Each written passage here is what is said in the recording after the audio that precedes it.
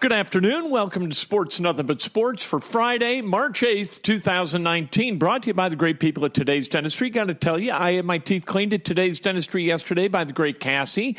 Dr. Mike O'Neill, he took a look. He said, we got a watch on 13/20/29. I don't know what the hell that means, but I feel pretty darn good that these guys did a great job, Cassie and Mike, taking really good care of me yesterday. They'll do the same thing for you. Give them a call, 317-849-2933. They are the finest dentist office I have ever been to. Today's Sports Nothing But Sports with Ken Sterling, a little bit different. I'm going to interview myself. Sometimes I interview other people. Sometimes I just talk.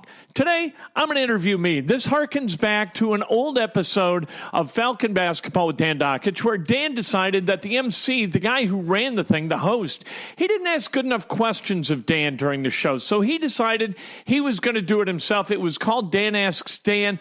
I thought it was hilarious. I will enjoy doing this myself, I believe. And so let's get right to the questions. Put your thinking cap on. Here's question number one. Kent, will Indiana University qualify for the NCAA Tournament? You know what? I'm going to say they are going to go to the NCAA Tournament, and I'll tell you why, because they played 200 really good minutes in a row. Now, granted, they lost two of those games. They lost to Iowa and they lost to Purdue before beating Wisconsin, Michigan State, and Illinois at Illinois last night.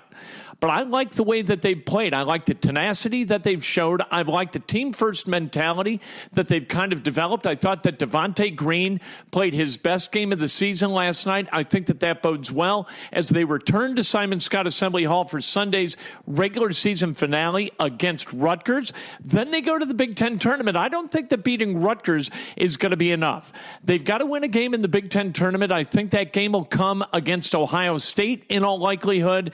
And so Ohio State not playing great basketball right now. They're coming off a loss against Northwestern, who had lost 10 in a row. Ohio State not playing good ball. Indiana is playing their best ball. I think that Indiana can beat Ohio State, and if Indiana beats Ohio State, that's 18 wins, and I think with 18 wins, they got a really good shot because right now they've got 6 quadrant 1 wins without any quadrant 3, 4, whatever those quadrants are, any of those losses. They got none of them. I know that they lost 12 of 13, but I don't think that that damned them to the nether region of the NIT. You know what? If they had lost that game last night against Illinois, they might have packed it in and lost against Rutgers, and they'd be looking at a postseason less basketball season for the third time in a row. I don't think that that's going to come to pass. I think Indiana goes to the NCAA tournament after winning at least one game in the Big Ten tournament. You think any of those teams in Chicago are going to be enthusiastic about playing Indiana? I don't think so. Other than Michigan State, who have lost twice to Indiana and who would have a score to settle against the Hoosiers, I don't think anybody would want to play against Indiana. Not right now, not with Deron Davis healthy, not with Devontae Green playing with focus, not with Justin Smith playing a little bit better basketball, Race Thompson coming off the bench to give good minutes, and especially not with Robert Finney operating at the point as he did early in the season. That concussion, I think that that probably cost Indiana 2, if not 3 wins.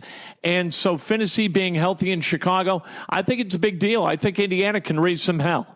Great answer. Here's question number 2. Will Chris Ballard, the general manager of the Indianapolis Colts, be active early in signing free agents? That free agency period will begin this coming Wednesday at 4 p.m. All right, I love that question because I love talking about Chris Ballard, the GM of the Colts, and his management style. And his management style is this: establish a protocol, develop a process, develop a culture, recruit to that culture, and execute toward that process. And I think that that's what the Colts are going to do. I think they know how much they want to spend on which guys. And if it costs more than that, they're not going to pull the trigger on the deal. What they're going to do is evaluate what's out there, figure out needs, establish, like I said, a budget for those players, and they're not going to overspend for them because that's where teams get goofy, and that's where consistent success can be corrupted because you've allocated too many resources too far down the road against the cap in order to be successful in the long term. Chris Ballard is a mature executive, which is kind of strange because he's a first-time GM. I love the way he's going about his business, and him going about his business and the way he's going about his business, that's the reason why the Colts are where they are. That's why the Colts were able to go from 1-5 in year 2 of this massive rebuild to 10-6 and go to the playoffs, win a playoff game before finally failing to win at Kansas City. Kansas City just a little bit too good for the Colts. I love the way Ballard and Reich and that entire front office operate, and I think that in free agency we're going to see him execute to his plan again, and that plan is going to yield what's needed, not the flashy headline guys necessarily, not the guys where there's a bidding war and people are trying to, go all in to get this guy. We just need this guy. If we get this guy, we're going to win a Super Bowl. That's not the way Chris Ballard does business. He's going to bring in the guys that are going to help them win football games. They might not be the splashy guy. Remember what happened in the draft, right? They took Quentin Nelson with the 6th overall pick, and people are like, wah, wah. A guard with the 6th overall pick. This is not a guy to put on a media guide cover, for God's sake. But you know what? He changed the culture of that offensive line, and the Colts went from being ragged up front to being stout up front. That's what Chris Ballard does. That's what he's going to do in free agency. And whether or not there's a splashy signing or not, we trust in Chris Ballard. Nice. I like the way you think. Here's question number 3. Will the Indiana Pacers be able to stay in third place in the Eastern Conference through the end of the regular season? Yeah, I think it's going to be kind of difficult, and I'll tell you why. Because after last night's loss in Milwaukee, the Pacers have 16 games remaining in the regular season. The next game coming up, it's going to be on the road in Philadelphia against the 76ers. Right now, the Pacers are a half game up on the 76ers in the East for that third spot. The Pacers, if they win that game, I think they got a chance. If they lose that game, I see all chances of staying in third place evaporating. And here's the reason. Because over those final 16 games, the Pacers are going to play 13 against teams who are at 500 or better. A lot of those teams from the West, a lot of those teams on the road. Against losing teams, they got 3 games. Those are against the Magic, the Hawks, and the Knicks. If you win all 3 of those games, then in the other 13, you come pretty close to 500. You're going to win 50, 51, 52 games, something like that. And I don't think that that's going to get the job done in holding on to that third spot. The Celtics are playing better basketball. That's bad news for the Pacers because the Celtics are in 5th place right now. And what the Pacers really want to be able to do is hang on to home court advantage in the first round of the playoffs. If they fall to 4th, it's okay. If they fall to 5th, it's going to be really, really tough because you're talking about playing either the 76ers or the Celtics 4 times at Boston or 4 times at Philadelphia, and winning a series under those conditions is going to be really, really tough. Domas Sabonis, hopefully he gets back and that ankle is fully healed soon, because without him, frankly, they got a tough time winning games against good teams. Without Victor Oladipo, you can kind of get the job done a little bit. Without Oladipo and Sabonis, it's really, really difficult. I think winning 50 games this season with Oladipo being out for all but like 36 of them, I think that's a hell of an accomplishment for this team. I like the way they play. I like the way they compete almost every night. I thought Miles Turner was really good last night, 22 and 17, and you needed all of them, even to just lose by 19. Love the Pacers' vibe. They just don't have the talent to contend for an Eastern Conference title. If they win on Sunday, I think they got a shot at that third hole. All right, here's question number 4. What is the ceiling for Purdue in the NCAA tournament? You know, I would absolutely love to see Purdue go to the Final Four. I'd love to see him win a national championship. I think Matt Painter is a good enough coach to get that done. I just question whether Purdue is ever going to have the amount of talent necessary to compete with a Kentucky, with a Duke, with a North Carolina, with a Kansas, and get there.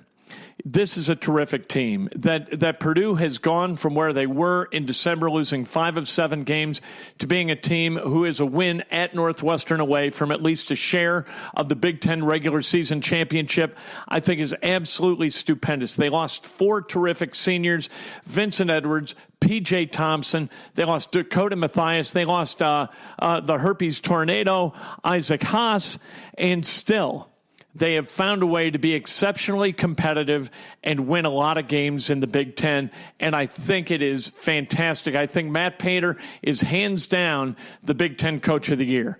All that said, I think it's going to depend upon the draw. I think it's going to depend upon whether teams lose early. You know, Loyola last year got to the Final Four. They didn't get to the Final Four because they were one of the best 4 teams in college basketball. They got to the Final Four in large part because of the matchups that they had in the NCAA tournament. They played teams that they could beat until finally they played a team that they absolutely couldn't beat. They didn't have the manpower to be able to do it.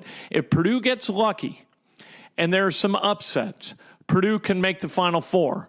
If Purdue is a 2 seed and has to play a really good 3 seed in the Sweet 16, that's going to be kind of a tough putt. I hope that Purdue can get deep, because I think Purdue is a program that really kind of needs that. And I think Matt Painter, in order to solidify his standing as one of the best coaches in college basketball, would absolutely benefit from it. And I think it's long overdue. And question number 5, will Romeo Langford be back for his sophomore season at Indiana University? Yeah, unless something awful happens, I don't think Romeo Langford should stay. Not only won't he stay, I don't think he should. You know, the family doesn't come from a bunch of money. This isn't like, you know, Bill Lane Beer, whose dad is worth millions of dollars. This is Romeo Langford from New Albany, Indiana. And if Romeo can provide millions of dollars for his family, I think he absolutely ought to go. I'd love to see him stay at Indiana. I think he's going to be a terrific college basketball player, or would be a terrific college basketball player, a guy who could break scoring records at Indiana if he stayed at IU. But I don't see that in the cards, you know, unless something absolutely horrible happens where his draft value plummets. I don't know why he should. His value to an NBA team is in the millions. His value, the value he's extracting from Indiana University, is the price of in-state tuition and room and board, right? So, no, I think Romeo Langford is going to go, and I think he should go with all Indiana fans' blessing. I think it's going to be fine. I think Indiana is going to be fine without him. I don't think that you build Indiana basketball around one-and-done type talent. I don't think you do. This isn't Duke. It's not Kentucky. It's not Kansas. And Indiana really needs to find guys like Rob Finney, who will stay for 4 years and who will continue to grow and develop. I love the trajectory of Finney and his development. And I think that that's the way you get this program right.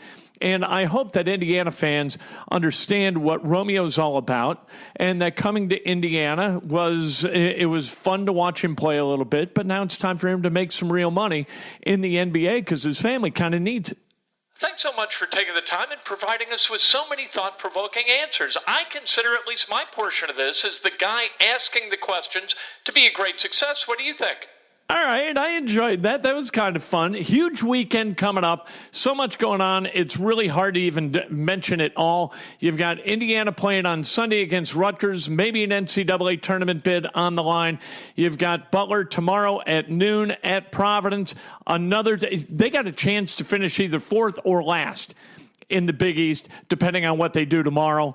You got Purdue at Northwestern, a share of the regular season Big Ten title on the line. You've got the Indy 11 season opener tomorrow in St. Louis, 2 o'clock. You've got the IndyCar Firestone Grand Prix of St. Pete. That's going to be Sunday. Green flag drops at 1:37. You got the Pacers on Sunday afternoon in Philadelphia on ABC. A lot to watch this weekend, a lot to root for. Sports without context, what the hell is it? Of course we root for Central Indiana teams. Of course we want these teams all to succeed. Why wouldn't we? We'll talk to you. Breakfast with Kent on Monday morning, 8 o'clock, every weekday morning. And Sports Nothing But Sports, now part of the Grueling Truth Network. Every afternoon, 3 o'clock, all over the place. We talk to you about sports. Nothing but sports, no exceptions. Have a great weekend.